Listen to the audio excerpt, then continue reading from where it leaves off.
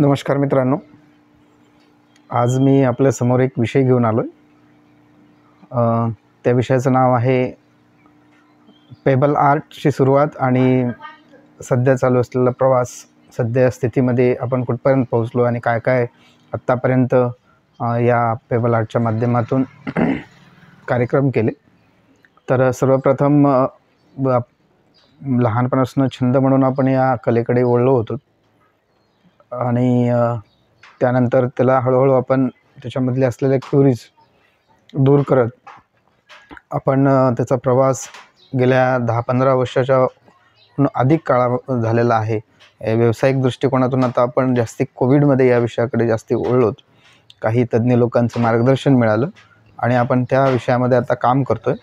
तर सर्वप्रथम आपण सृष्टी पेबल आर्ट नावाने एक स्टार्टअप सुरू केलं होतं आणि त्या स्टार्टअपच्या नंतर हळूहळू असं जाणवलं की काही इन्क्युबेशन सेंटरसोबत म्हणजे इन्क्युबेशन मेंबरशिप मिळवण्यासाठी काही ॲग्रीमेंट वगैरे करावे लागतील, जेणेकरून आपल्याला पुढचं पाऊल टाकता येईल.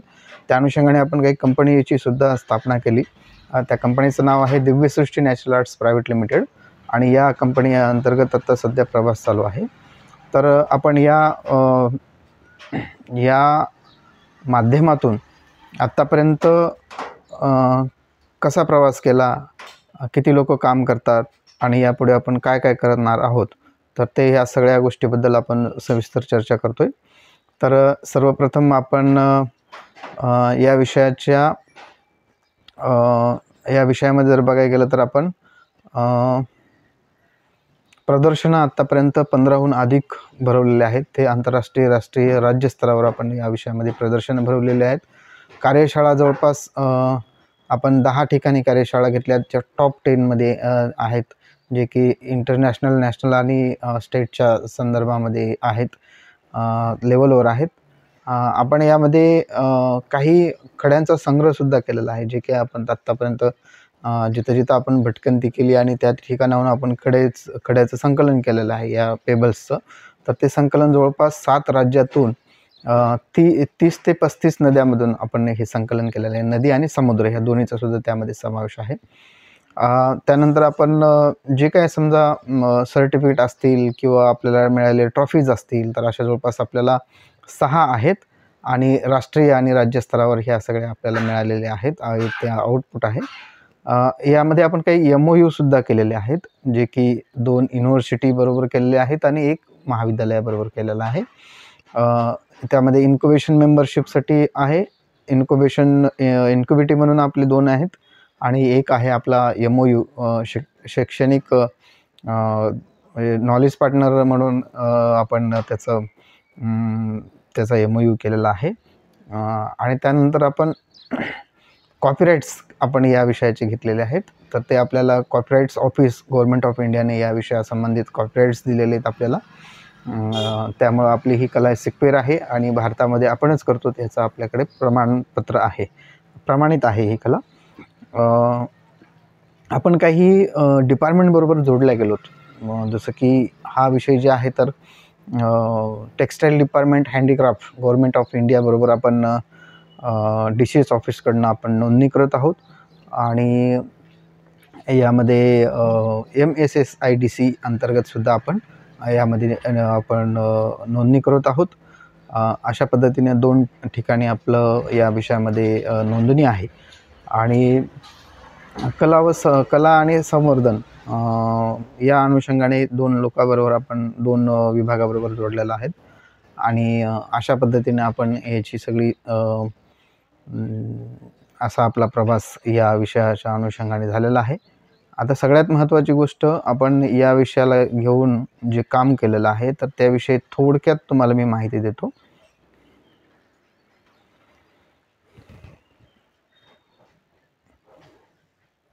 सदर कला ही हजारो वर्षापूर्वीची कला आहे आणि या कलेअंतर्गत आपण जे काम करतो तर त्याचे संदर्भसुद्धा आपल्याला मिळालेले आहेत हजारो वर्षापूर्वीचे. ही कला ही एक मोझॅकचा एक प्रकार आहे आणि मोझॅकचे काही संदर्भ किंवा या कलेचे संदर्भ आपल्याला म्यानमारसारख्या आशिया खंडामधील म्यानमारसारख्या देशामध्ये सुद्धा हे दिसून आलेले आहेत. तसेच काही ठिकाणी खोदकामामध्ये सुद्धा या विषयाचा संदर्भ म्हणजे जे काही बिल्डिंग्स वगैरे आहेत त्या बिल्डिंगवर पिलर्स जे असतात बिल्डिंग त्या म्हणजे बांधताना त्या पिलर्सवर याचे डिझाईन्स वगैरे दिसून आलेले आहेत. म्हणून या विषयाच्या हजारो वर्षाचे संदर्भसुद्धा आपल्याला बघायला मिळतात. या कलेची वैशिष्ट्ये काय आहेत? सर्वप्रथम आपण जर बघितलं तर ही कला प्राचीन कला आहे. या कलेमध्ये हजारो लाखो वर्षापूर्वीचे खडे तयार झालेले यामध्ये आपण अंतर्भूत करतो. तसंच ही एक दुर्मिळ कला आहे. एकदम निराळी आणि एकदम काय म्हणता येईल आपल्याला अप्रतिम कला आहे. ही कला जी आहे ते पर्यावरणपूरक आहे. पर्यावरणावर कुठलाही हे होणार नाही अशा पद्धतीनं आहे. पर्यावरण संवर्धन संबंधितच ही कला आहे. तसंच आपण ही जी कला आहे तर घर सजावटीसाठी गृह म्हणजे भेट देण्यासाठी परत आणखी आपले धार्मिक सामाजिक असे विविध अंगाने ही कला संदेश देण्यासाठी ही कला आपण वापरू शकतो. सगळ्यात महत्त्वाची गोष्ट हे जे स्टोन आपण जर घरी वापरले लावले कलेच्या माध्यमातून एक फ्रेम जर याचे विकत घेतल्या तर त्या कलेमध्ये त्या स्टोनमध्ये जी असलेली पॉझिटिव्ह एनर्जी आहे तर त्याच्या पॉझिटिव्ह एनर्जी असल्यामुळं घरामध्ये त्याचे पॉझिटिव्ह वेव्स तयार होतात आणि ते आपल्या वातावरण चांगलं तयार होण्यासाठी मदत होते. दुसरी गोष्ट ही आहे की जे काही खडे आहेत जे काही दगड आहे तो शांततेचं प्रतीक असतो. तसं जर उदाहरण पाहायला गेलं तर कितीही मोठी लाट जर आली तर ज्यावेळेस दगडावर आदळते त्यावेळेस ती लाट शांत होते. त्यामुळं त्याच्यामध्ये खूप संयम आणि शांतता असते म्हणून त्या खड्याचं एक वेगळे वैशिष्ट्य आहे. दुसरी गोष्ट ही आहे की खडे जे आपल्या खड्याच्या माध्यमातून जी कलाकृती आपण साकारतोय तर ती कलाकृती आपल्या घरी ज्यावेळेस लावतो त्यावेळेस मध्ये अंतर्भूत असलेले जे खडे आहेत तर ते खडे हजारो लाखो वर्षापूर्वीचं प्रतिनिधित्व ते करतात. त्यामुळं आपण ज्यावेळेस त्या कलेकडे पाहतो त्यावेळेस डायरेक्ट आपण प्राचीन काळामध्ये ती कला आपल्याला घेऊन जाते आणि त्याचं एक वेगळं अट्रॅक्शन त्या कलेमध्ये असतं. अशा पद्धतीनं ह्या कलेची वैशिष्ट्ये आहेत. म्हणून ही कला आपण घरी वापरण्यासाठी अवश्य घ्यावी आणि आपल्या सजावटीमध्ये याचा अंतर्भूत करावे आणि भेटवस्तू देण्यासाठी सुद्धा आपण या कलेचा सहभाग करावा. आपल्याला जर ही कलाकृती पाहिजे असेल तर त्याची साईजनुसार त्याच्या थीमनुसार ही कलाकृती विक्रीसाठी आपल्याकडे उपलब्ध आहे. माझं मूळ जे युनिट आहे ते वजूर माझ्या मूळ गावी आहे सेटअप सध्या. आणि दुसरे जे आहेत माझे शॉपवर 2 ठिकाणी उपलब्ध आहेत. वर्ल्ड ट्रेड सेंटर मुंबई येथे सुद्धा मला संधी मिळालेली आहे या कलेला, तिथेसुद्धा उपलब्ध आहे. आणि दुसरं ठिकाण कॅनॉट प्लेस दिल्ली MSSIDC अंतर्गत या विषयाला प्लॅटफॉर्म देण्यात आलेला आहे. त्यामुळे या दोन्ही ठिकाणी तुम्ही माझं आर्ट विक्रीसाठी घेऊ शकता.